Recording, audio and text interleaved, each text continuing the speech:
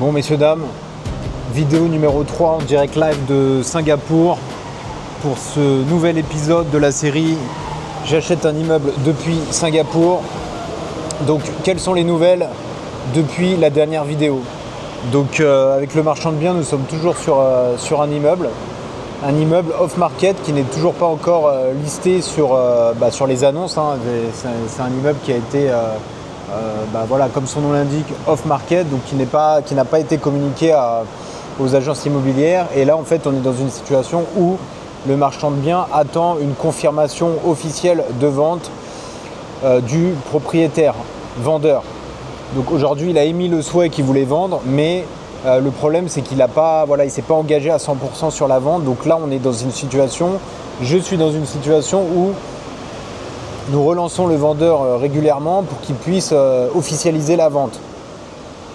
Le problème dans tout ça, c'est que comme moi je suis, on va dire, à l'affût et que je relance régulièrement, le vendeur, il sait que son bien immobilier est demandé. Ce qui veut dire que de mon côté, ça me laissera moins de marge de manœuvre pour négocier un prix à la baisse. Mais bon, c'est pas grave parce que le bien est d'ores et déjà rentable. Donc là, ce qu'on va faire, c'est qu'on va appeler le marchand. Donc là, en France, il est quelle heure? On a moins 6 heures. Donc là, il est 8 heures du matin en France. Donc on va l'appeler, on va voir s'il décroche. Alors là, je viens de lui envoyer un message. Je vois qu'une barre sur WhatsApp.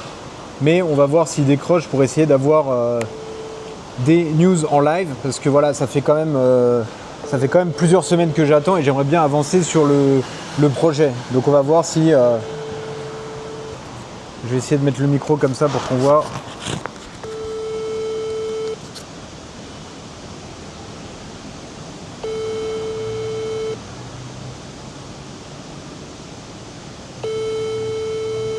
Bon, il m'a dit qu'il voyageait la dernière fois.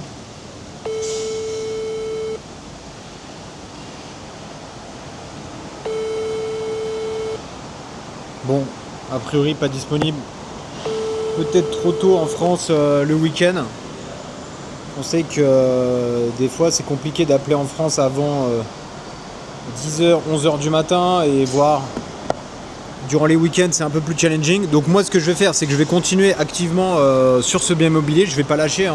Ce bien est... j'ai déjà les détails du bien. Je sais que c'est un bien de qualité, je sais que c'est un bien rentable. Bon, il y a peut-être des choses à faire sur le bilan énergétique. Bref, je vais continuer.